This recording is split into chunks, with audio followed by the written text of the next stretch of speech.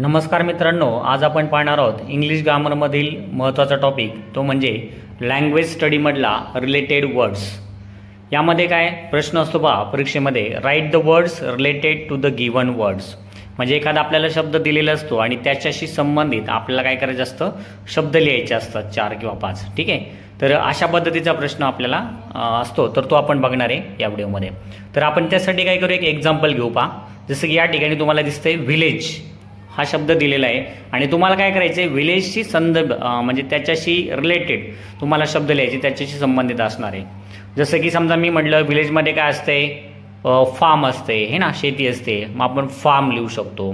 त्याच्यानंतर अजून काय असते गावामध्ये, काऊ, बरोबर आहे, काऊ लिहू शकतो आपण. त्याच्यानंतर आपण पुढे जर पाहिलं तर व्हिलेज कसं आहे हे पण आपण लिहू शकतो. म्हणजे व्हिलेज स्मॉल आहे का बिग आहे, समजा मी लिहिलं स्मॉल. त्याच्यानंतर अजून आपण म्हणू शकतो क्लीन है ना, ब्युटिफुल. अशा पद्धतीने आपल्याला काय करायचं आहे, त्या गावाबद्दल, त्या व्हिलेजबद्दल आपल्याला काय करायचं आहे, शब्द लिहायचे असतात. एवढं सिंपल आहे पहा. चला तर मग आपण अजून त्याची उदाहरणं पाहू. जसं की पुढचं दिलेलं आहे बॉय हा शब्द दिलेला आहे आणि मग आपल्याला त्याच्याविषयी लिहायचं आहे. जसं की बॉय कसा असतो, क्लेवर असतो. त्याच्यानंतर म्हणजे हुशार.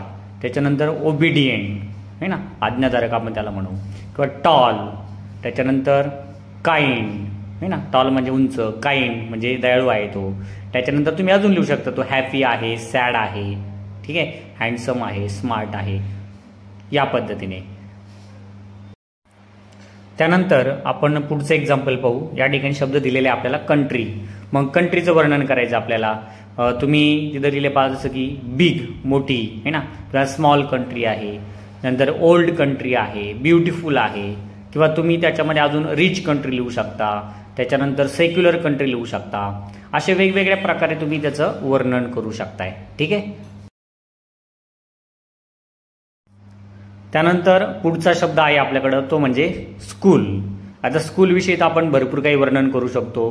बिग स्कूल है ना, ब्युटिफुल स्कूल, किंवा आपण त्याला म्हणू फेमस म्हणजे प्रसिद्ध आहे अशी स्कूल, एक्सलंट स्कूल. किंवा अजून तुम्ही वर्णन करू शकता, जसं की एखाद्या शाळेचं नाव लिहू शकता, किंवा शाळेमध्ये काय काय गोष्टी असतात त्या गोष्टी लिहू शकता. त्याच्यामध्ये क्लास असतोय, टीचर्स असतात, है की नाही. असे वेगवेगळे शब्द तुम्ही त्याच्याशी संबंधित लिहू शकता. त्यानंतर पुढचा शब्द आहे लाईफ. आता लाईफ विषयी आपण लिहू शकतो, जसं की हॅपी लाईफ. त्याच्यानंतर हेल्दी हो ना, म्हणजे निरोगी आपण ज्याला म्हणू. त्याच्यानंतर ब्युटिफुल है ना, सुंदर. त्याच्यानंतर प्लीजंट म्हणजे सुखद. अशा पद्धतीने आपल्याला वेगवेगळे शब्द लिहिता येतील. ओके. त्यानंतर पुढचा शब्द आपल्याकडे आहे, एक वर्ब दिले पहा, राईट. तर आपण कसं लिहू शकतो त्याविषयी आपल्याला वर्णन करता येईल. स्लोली हळुवारपणे, केअरफुली म्हणजे काळजीपूर्वक. त्यानंतर क्लिअरली स्पष्टपणे है ना, किंवा प्रॉपरली योग्य. किंवा तुम्ही याच्यापुढे आपण काय करू शकतो, एखादा शब्द लिहू शकतो, जसं की राईट होमवर्क, राईट स्टोरी, हे की नाही. त्याच्यानंतर राईट पोयम, या पद्धतीने. आता पुढचा शब्द आहे पहा, जसं या ठिकाणी दिसतंय कोल्ड है ना, म्हणजे थंड. काय काय असते त्याविषयी तुम्ही लिहू शकता. जसं की या ठिकाणी मी लिहिले पहा, वॉटर, कोल्ड वॉटर असते है ना, आईस. त्याच्यानंतर आईस्क्रीम, ज्यूस. तर हे शब्द आपल्याला लिहायला हरकत नाही. आता नेक्स्ट वर्ड आपल्याकडे आहे, तो म्हणजे स्पीक, बोला. कसं बोललं पाहिजे. या ठिकाणी मी लिहिले पहा, पोलाइटली म्हणजे नम्रपणे, क्लिअरली स्पष्ट. त्याच्यानंतर स्लोली हळुवार. त्याच्यानंतर लाऊडली म्हणजे मोठ्याने बोला.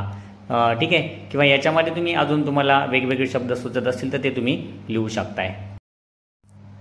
त्यानंतर पुढचा शब्द आपल्याकडे आहे प्ले, खेळणे है ना. तर आपण काय खेळू शकतो त्याविषयी तुम्ही वेगवेगळ्या खेळाची नावं या ठिकाणी लिहू शकता. जसं की मी या ठिकाणी लिहिले क्रिकेट, किंवा कसं खेळलं पाहिजे त्या पण तुम्ही लिहू शकता, क्विकली. त्याच्यानंतर काय खेळायचं त्यामध्ये मी गेम शब्द लिहिलाय पहा. त्याच्यानंतर आपण कुठे खेळतो तर ग्राउंड. असे वेगवेगळे शब्द आपण लिहू शकतोय. आता शेवटचं या ठिकाणी पहा एक उदाहरण आपण घेऊया, टीचर. तर टीचर विषयी तुम्हाला लिहायचं आहे. त्यांच्याकडे काय काय साहित्य असतं ते पण तुम्ही लिहू शकता, जसं की चॉक, किंवा अजून तुम्हाला जे बुक असेल ते. किंवा या ठिकाणी मी लिहिले पदाचं वर्णन केलं ॲक्टिव्ह, गुड, किंवा काइंड, असे टीचर असतात, टीचरचं वर्णन करू शकता तुम्ही. आता या ठिकाणी मी एक क्वेश्चन मार्क या ठिकाणी लिहिले बा प्रश्नचिन्ह. तर तुम्हाला काय करायचं आहे, एक शब्द लिहायचा आहे कमेंट बॉक्समध्ये आपल्या, की जो तुमच्या टीचरचं तुम्ही वर्णन करू शकता. ठीक आहे, म्हणजे तुमच्या लक्षात येईल कशा पद्धतीने आपल्याला रिलेटेड वर्ड्स लिहायचे असतात. ठीक आहे, तर पहा मित्रांनो, अशा पद्धतीने आपण रिलेटेड वर्ड्स हा टॉपिक शिकलेलो आहोत. तुमच्या लक्षात आलंच असेल कशा पद्धतीने लिहायचं ते. जर तुम्हाला हा व्हिडिओ आवडला असेल तर नक्की तुम्ही त्याला लाईक करू शकताय. त्याच्यासोबत आपले जे मित्र आहेत त्यांना तुम्ही शेअर करा, म्हणजे आपल्या चॅनलला एक प्रकारचा सपोर्ट मिळेल पहा.